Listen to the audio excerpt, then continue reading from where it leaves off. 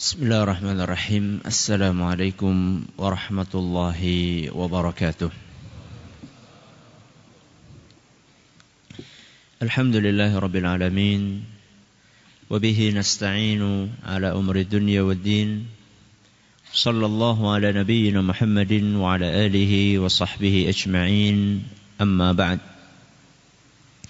Kita panjatkan puja dan puji syukur kehadirat Allah tabaraka wa ta'ala. Pada kesempatan malam yang berbahagia kali ini, kita masih kembali diberi kekuatan, kesehatan, hidayah serta taufik dari Allah Jalla wa'ala, sehingga kita bisa kembali menghadiri pengajian rutin tafsir kita ini di Masjid Agung Darussalam Purbalingga. Kita berharap semoga Allah Tabaraka wa Ta'ala berkenan untuk melimpahkan kepada kita semuanya ilmu yang bermanfaat, sehingga bisa kita amalkan sebagai bekal untuk menghadap kepada Allah Subhanahu wa Ta'ala. Amin ya rabbal alamin. Salam dan salam semoga senantiasa tercurahkan kepada junjungan kita Nabi besar Muhammad sallallahu alaihi wasallam, kepada keluarganya, sahabatnya dan umatnya yang setia mengikuti tuntunannya hingga di akhir nanti. Para hadirin sekalian dan hadirat sekalian, semoga senantiasa dirahmati oleh Allah Azza wa Jalla. Seperti biasanya, sebelum memasuki materi hari ini, kita akan sedikit mengulang atau akan membaca surat At-Tin untuk mengulang hafalan kita dan juga mungkin mempelajari beberapa hukum tajwid yang berkenaan atau yang kita lewati dalam surat yang mulia ini. A'udzu billahi minasy syaithanir rajim.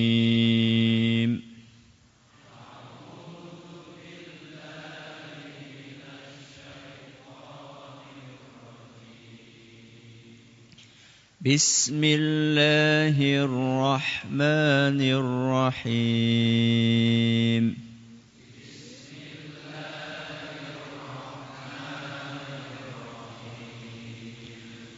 والتين والزيتون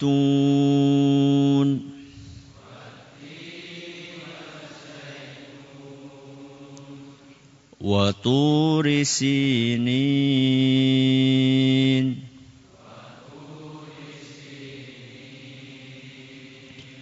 وهذا البلد الأمين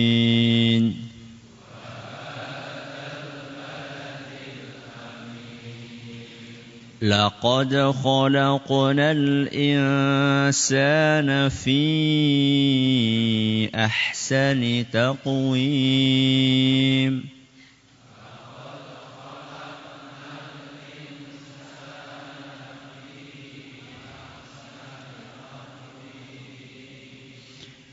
Di sini ada beberapa hukum tajwid, di antaranya adalah laqad khalaqnal insana fi ahsani taqwim.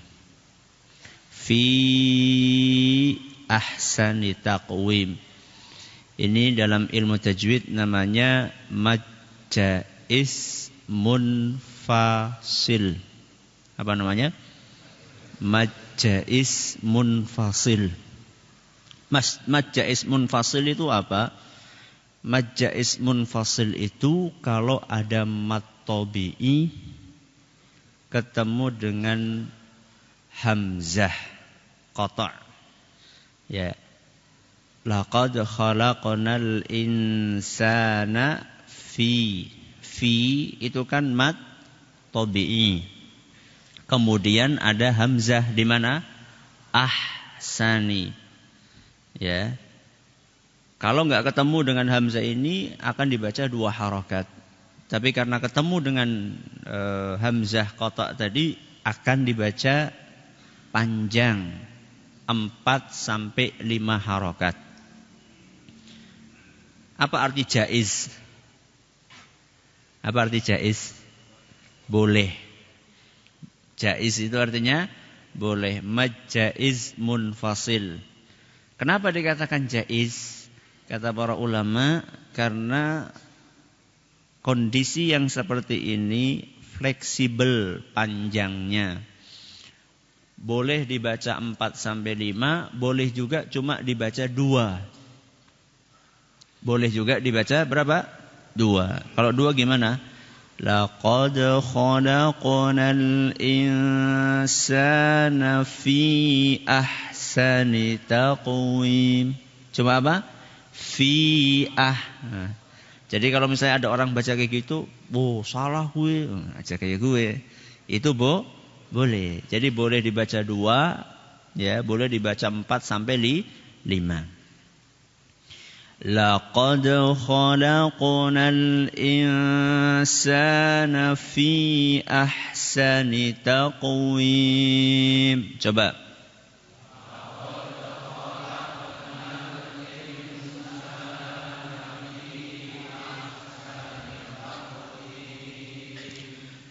ثم رددناه أسفل سافلين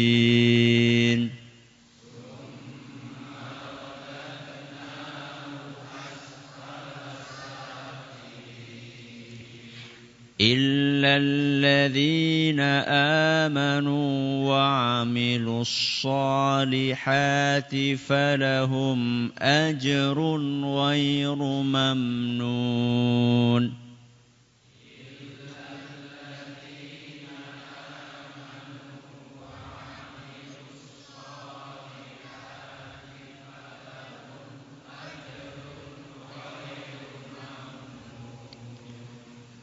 فما يكذبك بعد بالدين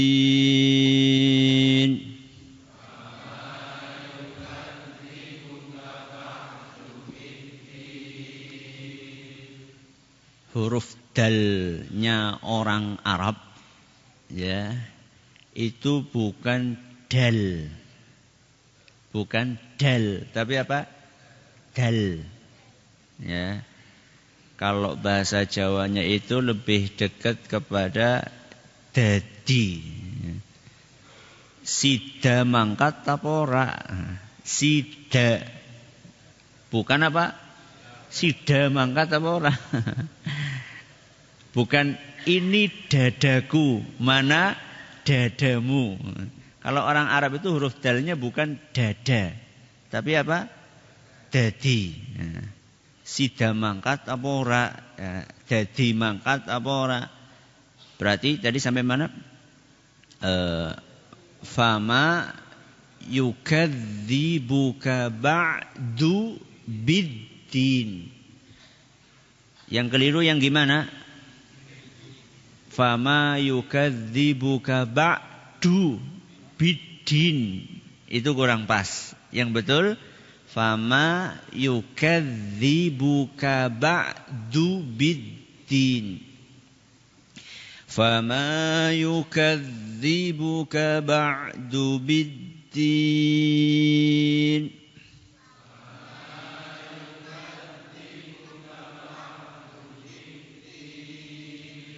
Alaysallahu bi ahkamil hakimin.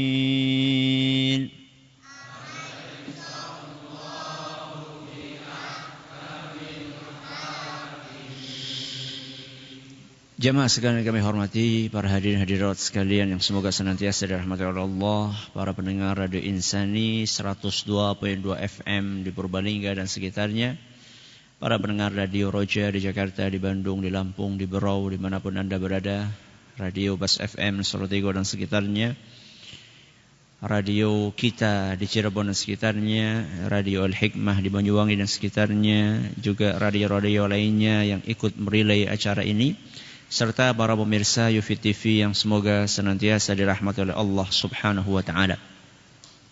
Ayat terakhir yang kita pelajari adalah ayat keberapa? Ayat yang terakhir kita pelajari, ayat ke-7. Nah, yang sudah kita pelajari terakhir ayat yang ke-7. Berarti sekarang kita mempelajari ayat yang ke-8. Dan ayat yang ke-8 ini adalah penutup dari surat At-Tin. Insyaallah pada kesempatan yang berbahagia kali ini kita akan mengakhiri pembahasan dari surat At-Tin. Dan pada pertemuan yang akan datang kita akan berpindah menuju ke surat yang lainnya. Surat apa? Alam Nashrah. Ya, surat Asy-Syarah atau surat Al-Insyirah. Insya Allah. Alaihissallahu bi ahkamil hakimin. Inilah penutup dari surat ini. Ayat yang sebelumnya apa bunyinya? Fama yukadzibuka ba'du biddin. Yang artinya apalagi alasan engkau mendustakan tentang adanya hari pembalasan. Masih ingat ayat ini tertuju kepada siapa? Orang kafir. Orang kafir yang tidak percaya dengan adanya hari pembalasan. Tidak percaya adanya hari kebangkitan. Dan kita sudah bahas bagaimana membantah mereka pada pertemuan yang lalu. Ayat yang terakhir ini berbunyi alaihissallahu bi ahkamil hakimin. Bukankah Allah itu adalah ahkamul hakimin? Apa arti dari ahkamul hakimin? Ada beberapa penafsiran yang disampaikan oleh para ulama. Kita akan mengkaji dua penafsiran dari sekian penafsiran mereka. Yang pertama, penafsiran ulama kita ahkamul hakimin artinya adalah hakim yang paling adil. Apa artinya? Hakim yang paling adil. Berarti alaihissallahu bi ahkamil hakimin artinya bukankah Allah itu adalah hakim yang paling adil? Jadi Allah di sini ingin menjelaskan kepada para manusia bahwa Allah itu adalah merupakan hakim yang paling adil. Di dunia ini ada hakim yang adil enggak? Ada. Ya, ada. Tapi mungkin tidak terlalu banyak. Nah, di antara yang adil-adil itu yang paling adil adalah Allah Subhanahu wa taala. Sebagian ulama menyebutkan bahwa ayat ini isinya adalah ancaman. Ancaman untuk siapa? Untuk orang-orang kafir. Jadi ayat ini alaihissallahu bi ahkamil hakimin isinya adalah ancaman untuk orang-orang kafir. Apa tadi terjemahannya? Alaihissallahu bi ahkamil hakimin, bukankah Allah hakim yang paling adil? Panjenengan bisa memahami kok bisa-bisanya ayat ini isinya ancaman. Wong mengatakan Allah paling adil. Itu apa ancaman? Ancaman atau bukan? Ancamannya di mana gitu loh. Kok bisa-bisanya menjelaskan Allah hakim yang paling adil itu maksudnya ancaman? Kok bisa-bisanya seperti itu? Hah? Kok bisa-bisanya seperti itu? Kenapa coba? Kenapa? Sekarang gini ya, kalau kita dengar ada hakim adil, yang terbersit di benak kita apa? Galak?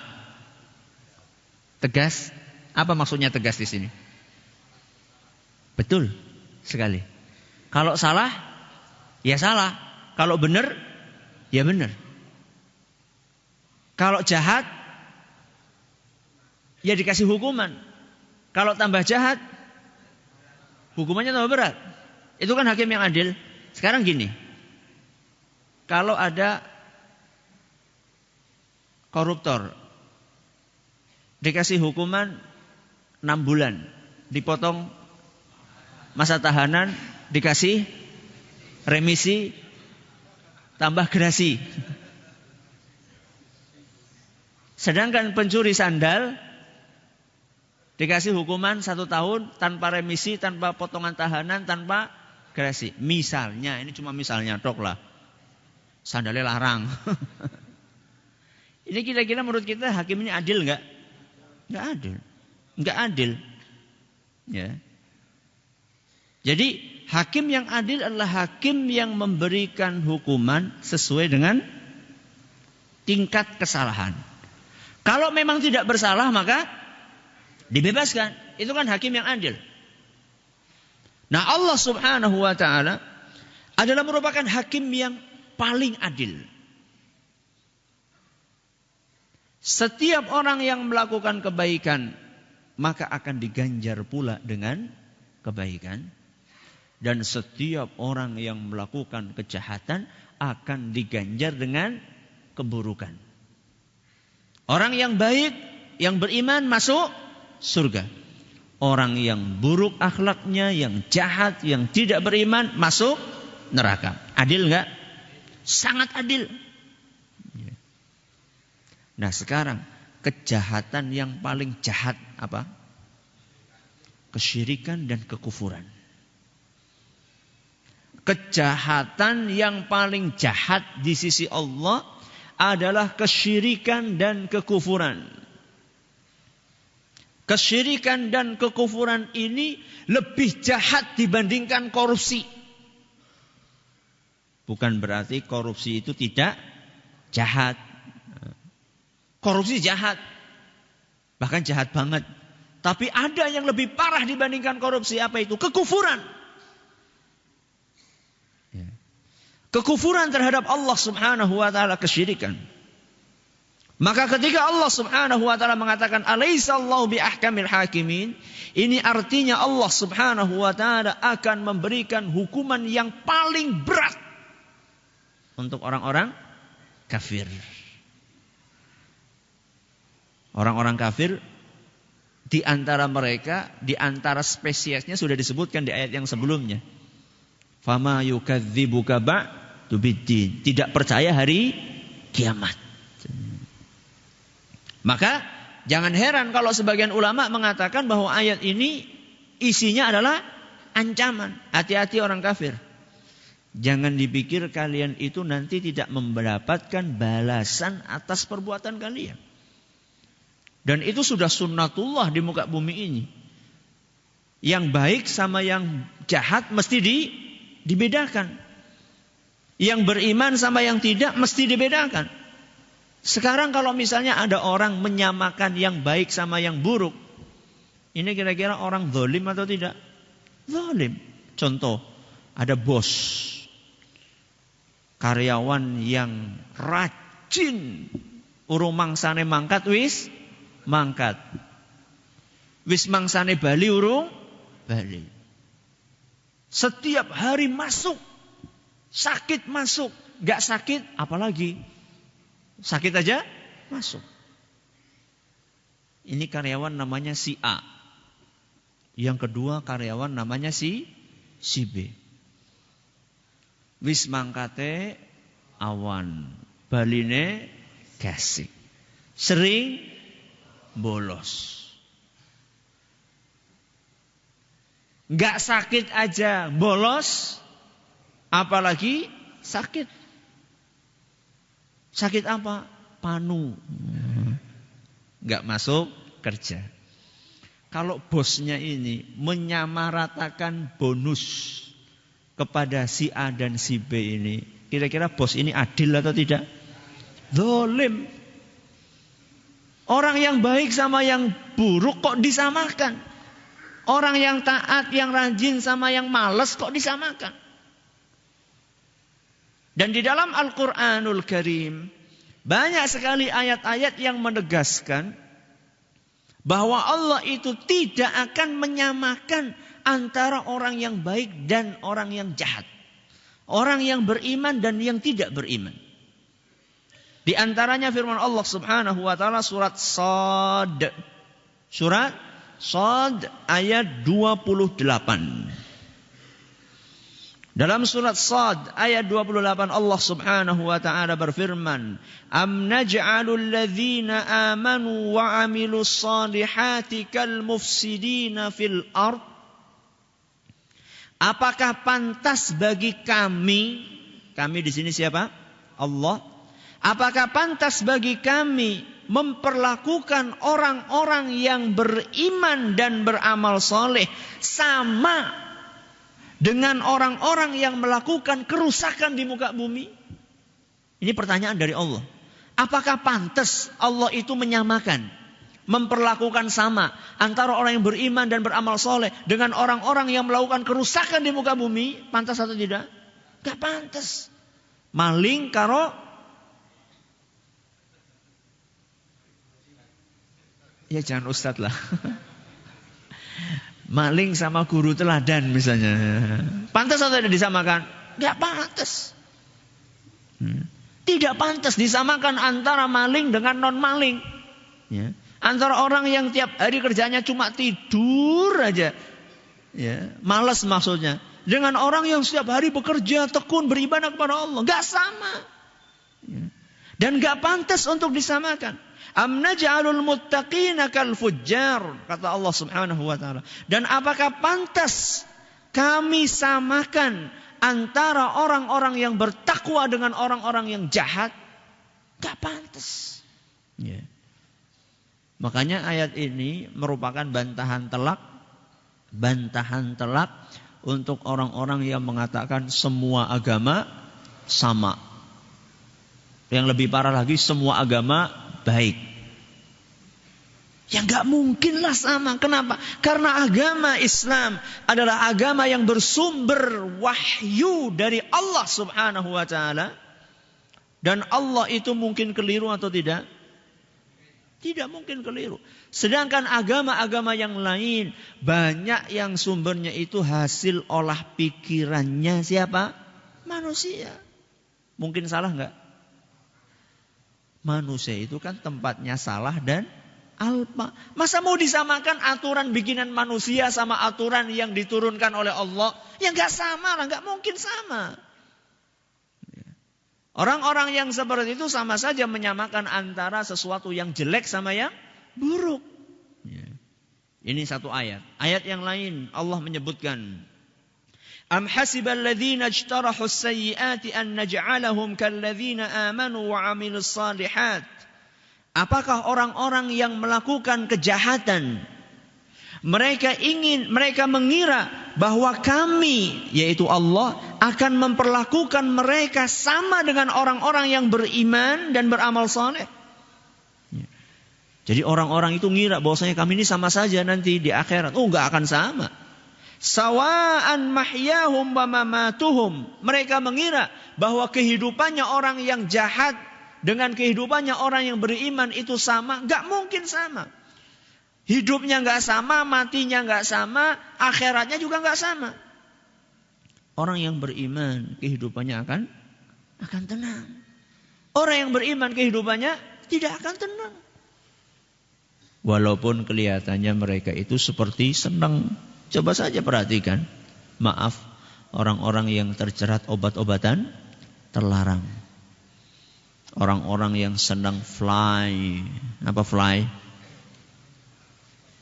Mabur. Katanya kalau sudah pakai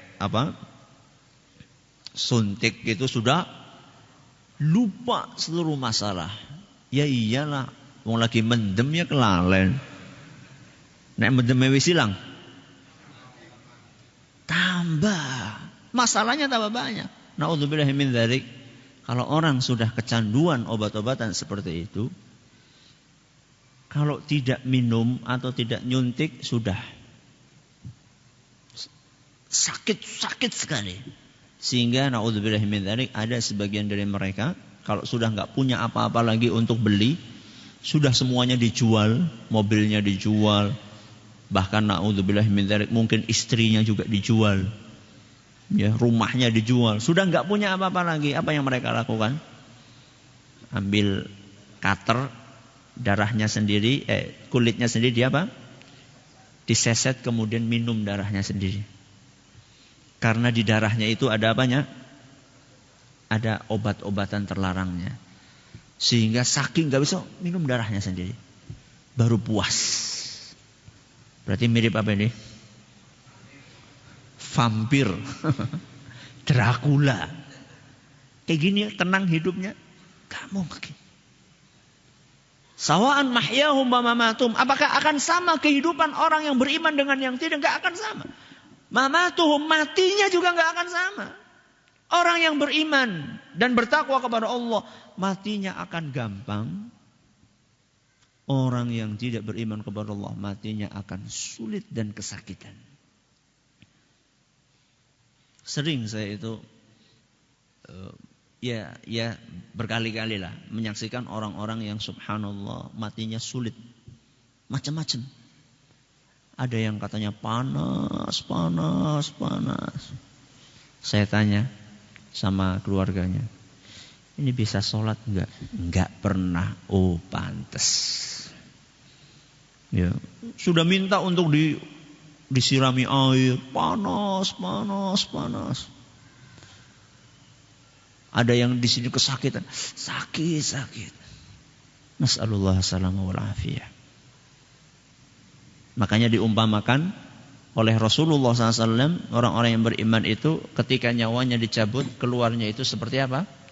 Seperti air, ya, seperti air yang mengalir.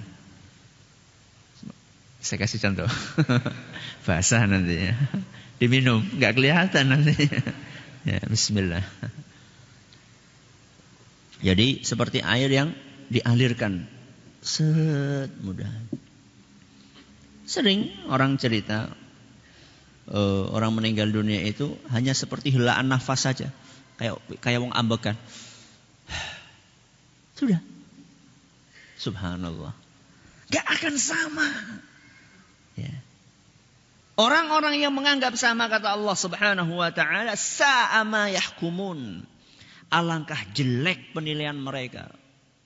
Jadi orang-orang yang menyamakan antara orang yang tidak beriman dengan orang yang beriman, sungguh jelek penilaian mereka. Ini dalam Al-Quran surat Al-Jathiyah ayat 21. Surat Al-Jathiyah ayat 21. Ini penafsiran yang pertama. Ahkamul hakimin artinya apa? Hakim yang paling adil. Penafsiran yang kedua. Sebagian ulama mengatakan bahwa ahkamul hakimin selain maknanya memang hakim yang paling adil, kata mereka makna ahkamul hakimin juga bisa ditafsirkan bahwa ketetapan Allah paling benar dan paling bijaksana. Ketetapan Allah paling benar dan paling bijaksana. Maksudnya apa Ustaz? Maksudnya apapun yang ditetapkan oleh Allah mesti benar dan mesti bijaksana. Ketetapan Allah itu kata para ulama secara garis besar bisa dibagi menjadi dua. Ketetapan Allah secara garis besar bisa dibagi menjadi dua. Yang pertama adalah syariat, yang kaitannya dengan syariat. Yang kedua yang kaitannya dengan takdir. Kaitannya dengan takdir. Syariat itu apa Ustaz? Syariat ya aturan agama. Syariat itu aturan agama. Jadi agama mengatur seperti ini dan seperti itu. Ada perintah, ada larangan. Contoh misalnya, agama ini menerapkan, memerintahkan kita sehari sholat berapa kali? 5 kali. Inilah aturan yang paling bijaksana. Kok bisa begitu Ustaz? Iya, karena manusia itu membutuhkan untuk selalu berhubungan dengan Allah Subhanahu wa ta'ala. Sekejap mata pun kita nggak bisa lepas dari bantuan Allah Azza wa Jalla. Makanya dilatih kita untuk selalu menjaga hubungan tersebut. Bangun tidur pertama kali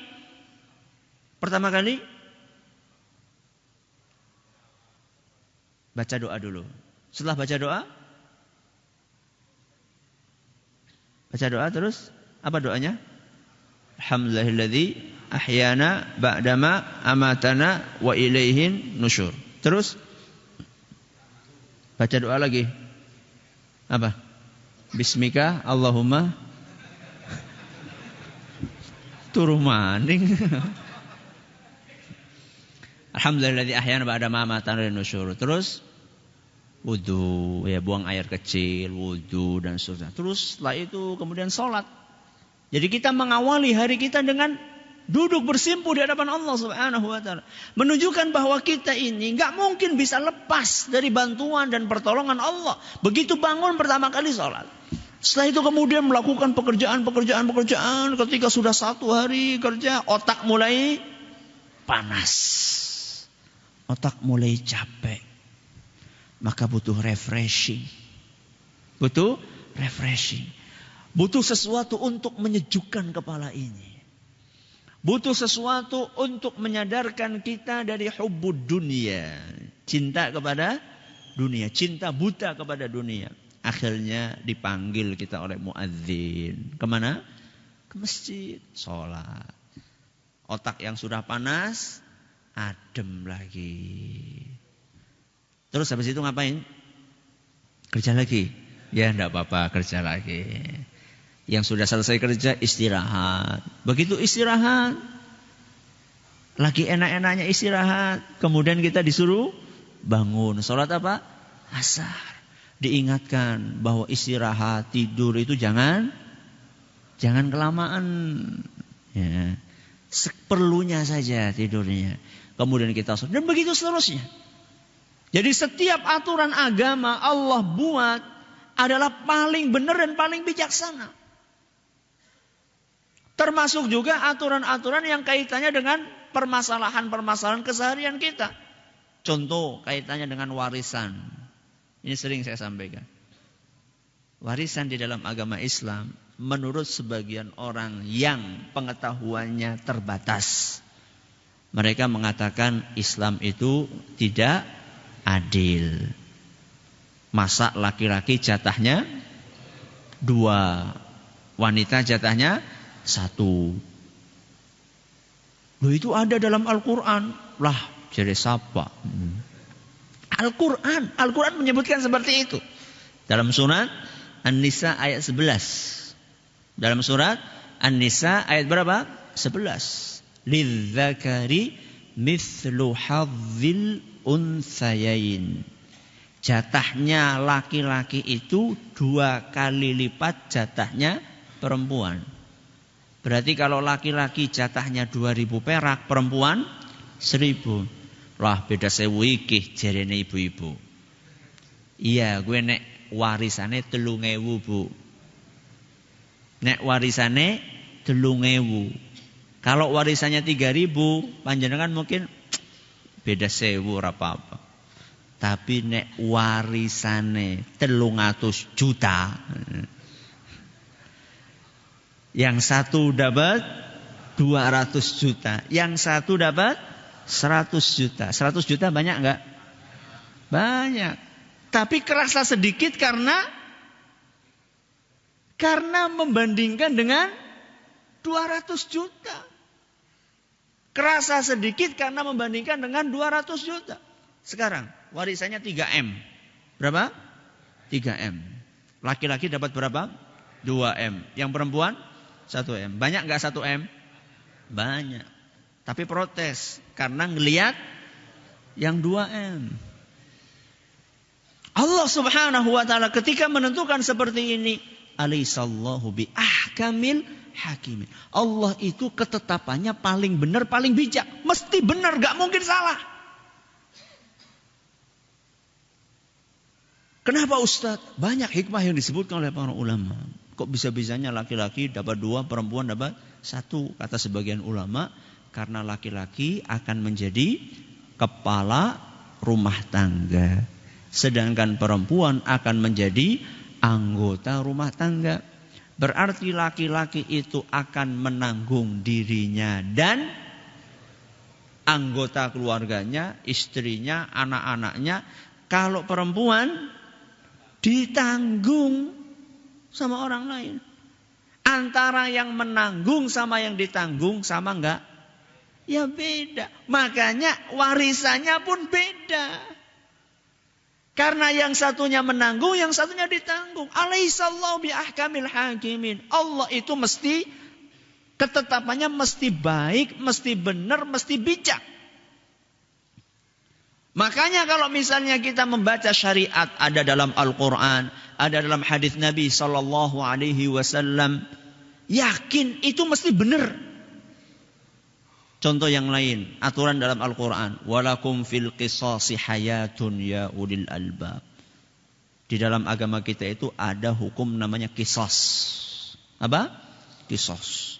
Qisas itu artinya orang yang membunuh sengaja ya, membunuh secara sengaja, maka dia akan mendapatkan hukuman apa? Dibunuh. Membunuh, hukumannya dibunuh. Menurut hukum orang-orang yang tidak suka dengan Islam, mereka katakan ini terlalu sadis. Terlalu sadis. Melanggar HAM. Akhirnya diganti dengan apa? Dengan penjara. Berapa tahun? Seumur hidup 15 tahun. Belum nanti potongan-potongan yang lain ya. Sudah kita singgung tadi depan. Belum potongan-potongan yang lain.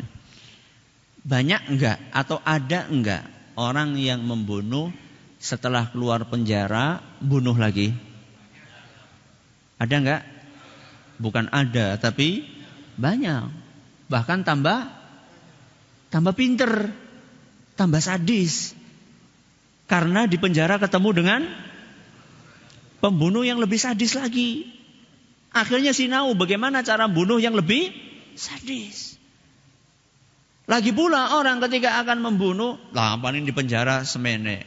Nanti dapat potongan ini. Tapi kalau dia tahu membunuh, maka hukumannya akan dibunuh. Kira-kira kapok atau tidak? Kapok. Makanya ayatnya menyebutkan walakum fil qisasi hayatun. Ketahuilah bahwa dalam qisas ada kehidupan. Ketika qisas itu diterapkan akan ada kehidupan. Kok bisa ya? Qisas itu kan membunuh orang yang membunuh. Itu kehidupan atau kematian? Kematian. Kenapa Allah katakan kehidupan? Bukan kehidupan untuk satu orang, tapi kehidupan untuk umat manusia. Lebih baik mengorbankan satu orang menyelamatkan 1 juta atau menyelamatkan satu orang mengorbankan 1 juta? Mending yang mana? 1 orang dikorbankan untuk menyelamatkan 1 juta. Ini contoh ya. Jadi aturan Allah itu mesti bijaksana. Ini yang kaitannya dengan syariat. Yang kedua, yang kaitannya dengan takdir. Yang kaitannya dengan takdir. Bahwa takdir Allah itu mesti bijak. Allah ketika menakdirkan apapun untuk kita, mesti benar, mesti baik untuk kita. Ini yang kadang-kadang masih sulit kita terima. Terutama takdir-takdir yang kurang enak. Contoh takdir yang kurang enak apa? Sakit. Apalagi?